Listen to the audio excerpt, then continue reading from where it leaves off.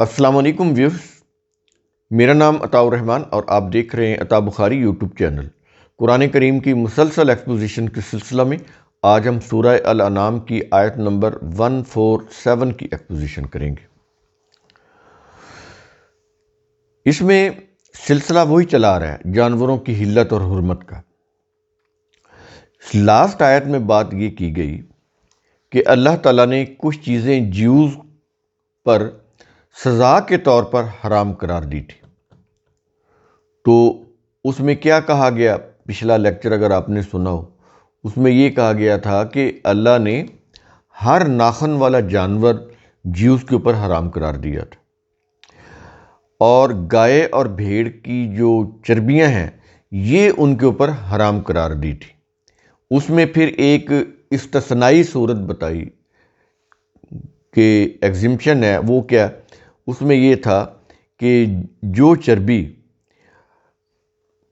پیٹھوں کے ساتھ لگی ہو، جب ہم گوشت کرتے ہیں، پٹھ کا گوشت ہے تو اس کے ساتھ لگی ہوتی ہے، یا آنتوں کے ساتھ لگی ہو، یا جو چربی ہڈیوں کے ساتھ چمٹی ہوتی ہے، تو اس کے متعلق کہا کہ اس میں استثناء ہے تو اس کا کوئی حرج نہیں، لیکن جو چربی ہے وہ حرام قرار دی گئی ہے۔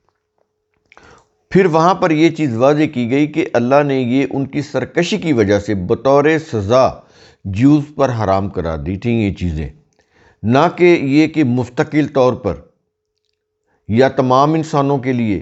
تو کیا یہ رہا ہے کہ ہم نے بطور سزا ان کے اوپر یہ چیزیں حرام قرار دی تھیں، اور اس آیت کا اختتام اس چیز کے اوپر ہوا تھا کہ ہم فیصلہ کرنے میں سب سے سچے ہیں، ہمارے فیصلے سچے ہوتے ہیں، انصاف پر مبنی ہوتے ہیں۔ تو ہم نے فیصلہ کیا، ان کو سزا دی، تو سزا ساری زندگی تو نہیں دینی تھی، یا قیامت تک تو نہیں دینی تھی، تو اس کا کوئی ٹائم تھا، فار ایور کے لیے وہ چیزیں حرام قرار نہیں دی تھی۔ یہ چیز آپ نے پیچھے اس کو اگر نہیں سنا تو وہ لیکچر دوبارہ سن لیں۔ اب ہم آتے ہیں سورہ الانعام آیت نمبر 147۔ الفاظ ہیں فَإِن كَذَّبُوكَ، اے رسول پھر اگر وہ یہودی تجھے جھٹلائیں، یعنی یہ جاننے کے باوجود بھی کہ اس کے قرآن کے اندر یہ چیز کہی جا رہی ہے کہ ہم نے مستقل طور پر یہ چیزیں حرام قرار نہیں دیں، ہم نے تو سزا کے طور پر حرام قرار دی ہیں، تو اس وضاحت کو جان لینے کے باوجود اگر وہ اپنی ضد پر اڑے رہیں، اگر وہ قرآن کے خلاف اپنے انکار کے اوپر اڑے رہیں اور تجھے جھٹلائیں، قرآن کو جھٹلائیں، تو اے رسول یہ یہودی اگر تجھے جھٹلائیں تو پھر اس کے جواب آگے بتا۔ کیا یہ رہا ہے؟ فَقُل، تو پس تو ان سے کہہ دے۔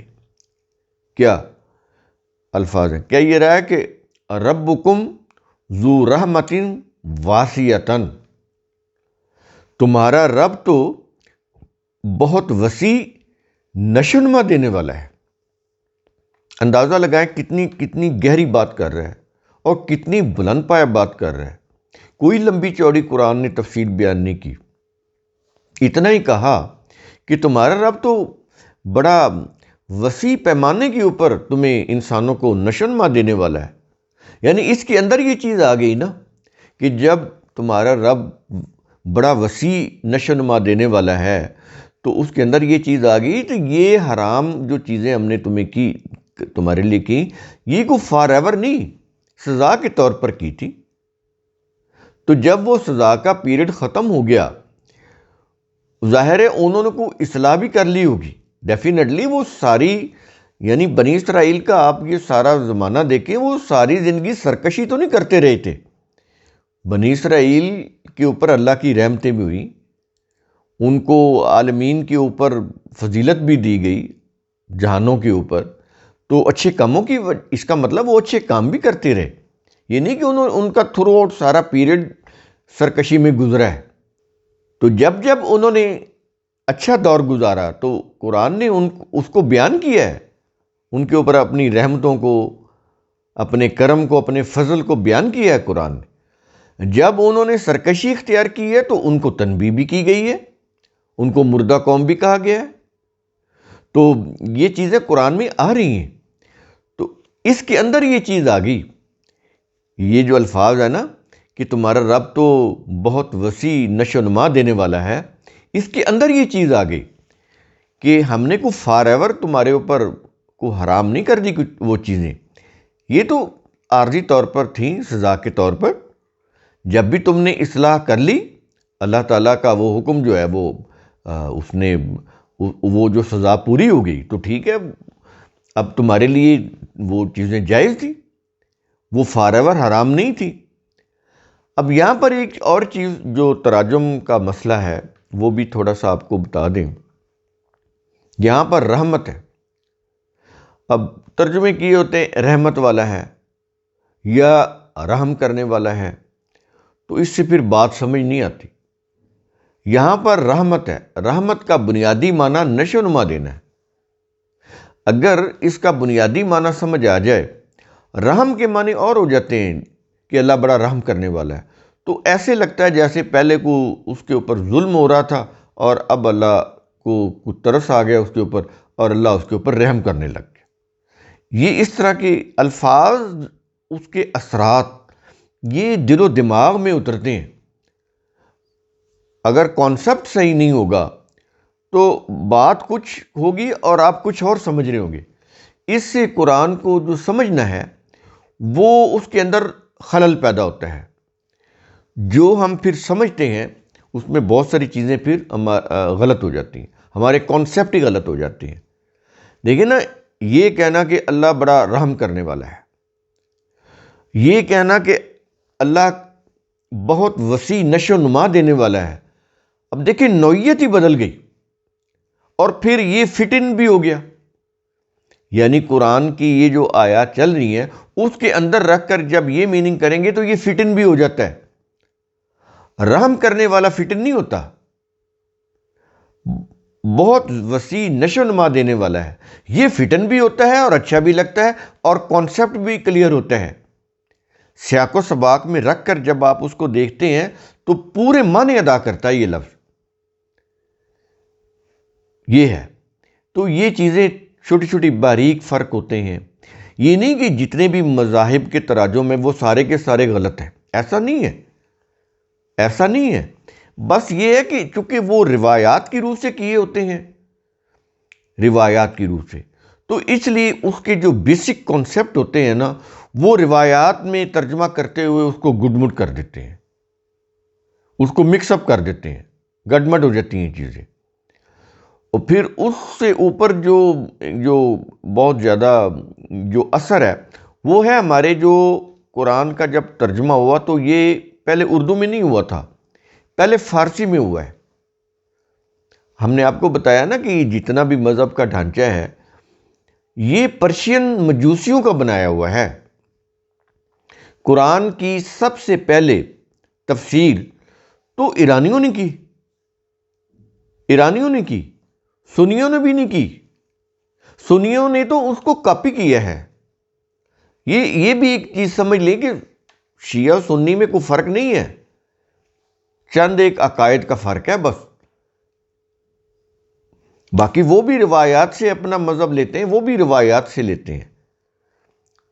صرف وہ صحابہ کے اوپر اختلاف ہے کچھ تھوڑا سا بھائی اس کے اوپر، یا وہ پھر نماز روزہ میں کوئی اختلاف ہے کہ ان کا جو اذان ہے شیعوں کی وہ دیر سے ہوتی ہے، ان کی تھوڑا پہلے ہو جاتی ہے، وہ روزہ جو ہے وہ دیر سے کھولتے ہیں، شیعہ سنی پہلے کھول لیتے ہیں۔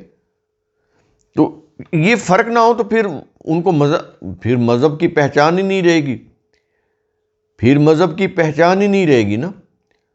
یہ صحابہ اکرام کو کے فضائل بیان کرتے ہیں، وہ صحابہ اکرام کو برا سمجھتے ہیں، موسٹلی صحابہ اکرام، چند ایک ہیں جو اس میں وہ نکال لیتے ہیں، جیسے سلیمان فارسی ہیں، اس طرح علی رضی اللہ عنہ ہیں، ان کو نکال دیں، باقی وہ صحابہ اکرام کے خلاف ہیں۔ وہ انہوں نے ہسٹری بھی ایسے ہی وضع کی ہوئی ہے، جتنی بھی آپ کی ہسٹری ہے، جتنی بھی سیرت ہے، سیرت کی سب سے پہلی جو کتاب ہے، یہ پھر ہم اپنے موضوع سے ہٹ جائیں گے، وہ مغازی ابن اسحاق ہے، اس کے بعد پھر سیرت ابن ہشام۔ یہ سیرت ابن ہشام جو ہے یہ ابن اسحاق کا خلاصہ ہے۔ تو یہ جتنی بھی چیزیں، یہ کتابیں، وہ قرآن کے بھی خلاف ہیں، رسول کے بھی خلاف ہیں، صحابہ کے بھی خلاف ہیں. یہ چیزیں اس طرح سے ہیں. تو اب جب قرآن کا ترجمہ ہوا فارسی زبان میں تو وہ فارسی الفاظ چلے آ رہے ہیں. مثلا بخشش، حالانکہ مغفرت کا معنی بخشش نہیں ہے، مغفرت کا مطلب حفاظت ہے، لیکن وہ بخشش اب اردو میں بھی آ گیا. سمجھ آ رہی ہے جی؟ اس طرح یعنی الفاظ کے کانسیپٹ بدل گئے. تو سارے تراجم، سارے کے سارے جتنے بھی مذہب کے لوگوں نے لکھے وہ سارے کے سارے غلط نہیں ہیں، لیکن ان میں انہوں نے اپنی روایات کی روح سے تھوڑے تھوڑے فرق ڈالے ہوئے ہیں. وہ اگر کانسیپٹ کلیئر ہو جائیں، صحیح قرآن کے جو الفاظ کے جو صحیح میننگ ہے یہ بہتر طور پر ان کو سامنے لے آیا جائے تو کافی حد تک قرآن کو سمجھنے میں مدد مل سکتی ہے، کانسیپٹ بھی کلیئر ہو جاتا ہے. تو یہ ہے، تمہارا رب تو بہت وسیع نشو و نما دینے والا ہے. اس کے بعد آیت کا اختتام اس کے اوپر ہو رہا ہے. کیا یہ رہا ہے کہ وَلَا يُرَدُّ بَأْسُهُ عَنِ الْقَوْمِ الْمُجْرِمِينَ، اس کا عذاب مجرموں سے ٹالا نہیں جاتا. اللہ کا جو عذاب ہے وہ مجرموں سے ٹلتا نہیں ہے. یعنی اب بات کس چیز کی آ رہی ہے؟ اللہ کے قانون مکافات کی، کہ اللہ کا جو قانون مکافات ہے وہ تو اس میں تو یہ ہے کہ رائی رائی کے برابر حساب ہو رہا ہے. تو کوئی بھی مجرم وہ کتنا ہی با اثر کیوں نہ ہو، یہ نہیں ہو سکتا کہ وہ اپنے اثر و رسوخ سے چھوٹ جائے. یا کوئی یہ کہے کہ جی میں تو بڑی پرستش کر رہا ہوں، پوجا کر رہا ہوں، میں تو، یا میری فلاں کسی بزرگ سے یا نبی کے خاندان سے نسبت ہے. نہ کوئی نسبت کام آ سکتی ہے، نہ کوئی اس طرح کا کوئی اثر رسوخ کام آ سکتا ہے، نہ کوئی یہ ورشپ یا یہ جو ہم پرستش وغیرہ کرتے ہیں یہ کام آ سکتی ہے، کچھ بھی نہیں. جو بھی مجرم ہے وہ اپنے انجام کو پہنچے گا، وہ اپنے کیفر کردار کے اوپر پہنچے گا. تو یہ جو یہاں پر یہ چیز آ رہی کہ مجرموں سے جو عذاب ہے وہ ٹالا نہیں جاتا. تو یہ چیز وارن کی جا رہی ہے، یہاں پہ یہ کلیئر کی جا رہی ہے کہ جو بھی مجرم ہے وہ بچ نہیں سکتا اللہ کے قانون مکافات کی پکڑ سے. اس دنیا کی عدالت میں ٹھیک ہے وہ اپنے اثر رسوخ سے چھوٹ سکتا ہے، یا اپنے کوئی مذہبی لبادے سے لوگوں کو دھوکہ دے سکتا ہے. کوئی اپنی داڑھی رکھ لی، کوئی ایسے کوئی اس نے کوئی ٹوپی پہن لی، کوئی اس طرح کی اپنا حلیہ بنا لیا تو لوگوں کے سامنے وہ پارسا بن کے آ گیا. لیکن اللہ کے قانون مکافات اس کو تو دھوکہ نہیں دے سکتا. وہ تو کہتا ہے کہ وَاللَّهُ عَلَىٰ كُلِّ شَيْءٍ شَهِيدٌ، اللہ کی نظر ہے تمہارے اوپر. یعنی شہید وہ دیکھ رہا ہے، شہید دیکھ رہا ہے وہ تو اس سے تو اس کے قانون مکافات سے تو تم بچ ہی نہیں سکتے.